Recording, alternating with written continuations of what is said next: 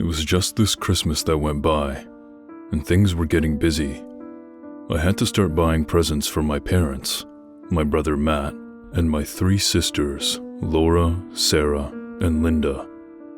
I'd just finished shopping, but I still needed to grab a present for my little cousin. She's not very hard to shop for since she's only 4 years old.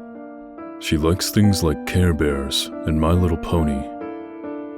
She really liked, and I say liked for a reason, Max and Ruby.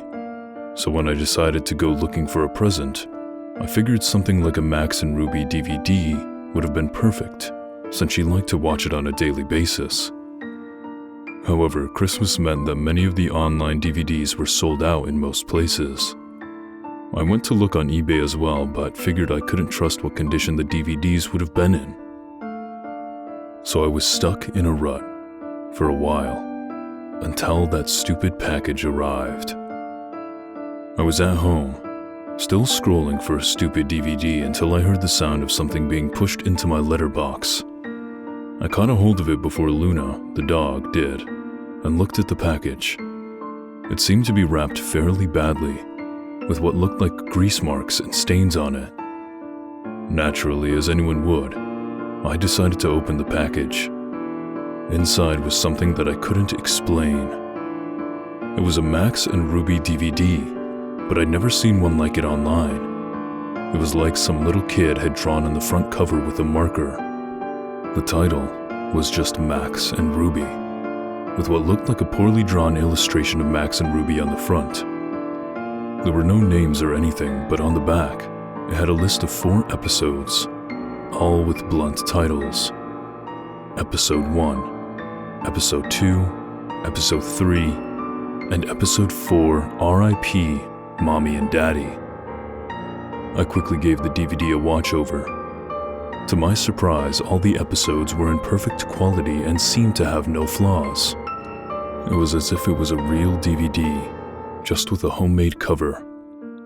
The only thing I thought appeared odd was the episode selection screen.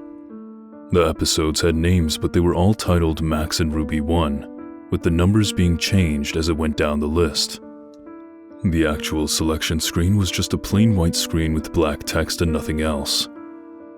After giving it much thought, I decided to change the cover to something a little nicer by printing out a DVD cover that I'd found on Google and tracked down, and the names of the episodes so they were labeled correctly. I left the episode list screen alone because I figured it was self-explanatory. Christmas went by and things were fine. I gave my little cousin her DVD and she was happy with it all through Christmas. But that was only because she hadn't watched it yet. On Boxing Day, my parents and my siblings had gone out for lunch and left me to babysit my cousin. I wasn't too bothered about being left at home.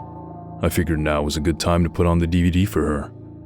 I'd put the DVD in the DVD player and allowed it to play, while I was in the kitchen eating my dinner. From what I could hear, she'd watched episodes 1 to 3 so far. I was just about to finish off my noodles when I heard my cousin screaming from the living room. Dropping everything, I'd run into the living room and saw my cousin curled up on the floor screaming. I looked up at the TV and I felt my heart in my throat. What I caught a glimpse of was one of the most horrifying things I'd ever seen. It was what appeared to be a frame of Max and Ruby standing next to each other, in complete darkness. But what made it so horrible was their lack of faces. They lost their noses and mouths, and their eyes were replaced with big black holes. The colors were a disgusting blood red, and there was faint static in the background. The sound was replaced with what sounded like the Max and Ruby theme playing backwards, with the faint sound of static in the mix of it all. It had to be the most disturbing thing I'd ever seen, and it must have been on screen for at least 20 seconds before the screen went black and the TV turned off. Which was weird because TVs don't usually turn off by themselves. Luckily, I was able to calm my cousin down, telling her it wasn't real and she just had a nightmare as she'd fallen asleep in front of the TV. However, I knew in my mind it was completely real. My parents had rung me up and told me they were going to be out all night, so this was going to be the best opportunity to look at this DVD more closely. I didn't mention it to them, and as soon as they hung up, I grabbed the DVD before opening it on my laptop. As soon as it loaded, I noticed that episode 004 had now been replaced with RIP, Mommy and Daddy. This sent a deep chill down my back. Since my cousin was now asleep, I plugged in my earbuds and put on some relaxing music on my phone so she could sleep without having to hear the DVD. Normally, an episode of Max and Ruby would feature 3 short stories, but this episode only had 1. It started off quite happy. Max and Ruby were playing tag in the garden, and their parents were on the porch watching them play. However, something was off. The sound was playing in reverse and the parents' faces were that of sadness. It panned to the mom and dad, and in a voice of deep sorrow, the dad spoke. "It's such a shame," he sighed. It then cut short to the sound of static and a loud scream, followed by the sound of 2 people choking. The sounds felt so real it made me run to the bathroom and throw up.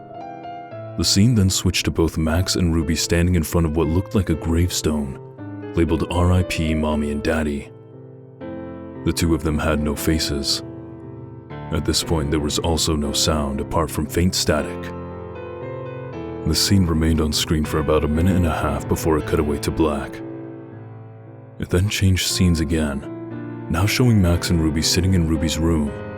Both of them were sobbing. The sobs were so realistic and heart-wrenching that it sounded like it was recorded from a real person mourning.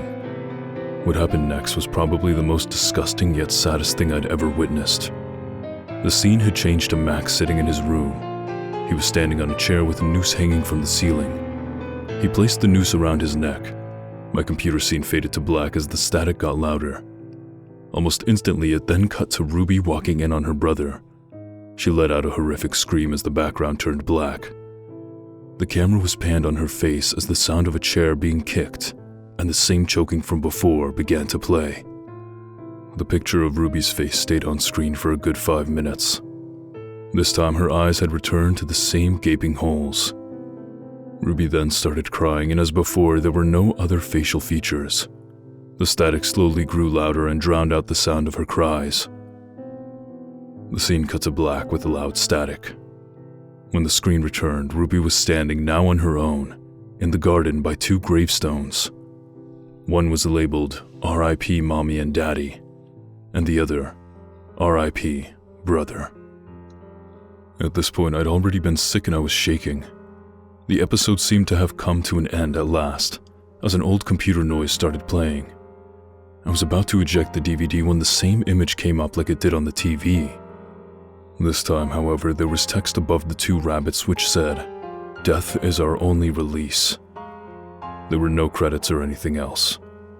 It stayed on this for a few seconds before the DVD finally popped out of my laptop. I sat there trying to contemplate what had happened.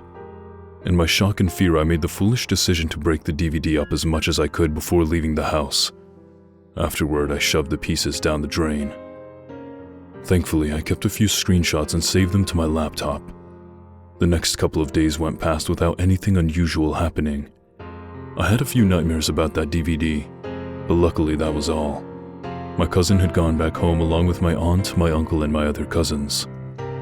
It was a late night, and my parents and my siblings had gone out for dinner, leaving me to watch Nickelodeon on the TV.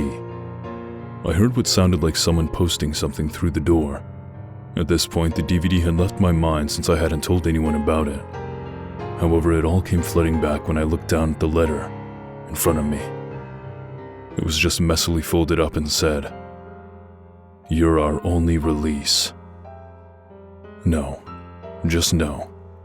It couldn't come back to me. There was no way. I'd already destroyed the DVD, right? I didn't know what to do. There was no hope for me. I was just about to burst into tears, but then I had an idea. I could destroy it like that DVD. So I destroyed it and put it down the drain. I was so relieved to see it not come back to me anymore. And just as I went inside, my favorite show Max and Ruby was on the TV. The episode of it was exciting and it made me all happy again. My parents and my siblings came back later that night, but I didn't tell them about the letter. Everything has been back to normal since. If you ever see a Max and Ruby DVD like this, don't watch it. please, or you'll have the same nightmares like I did.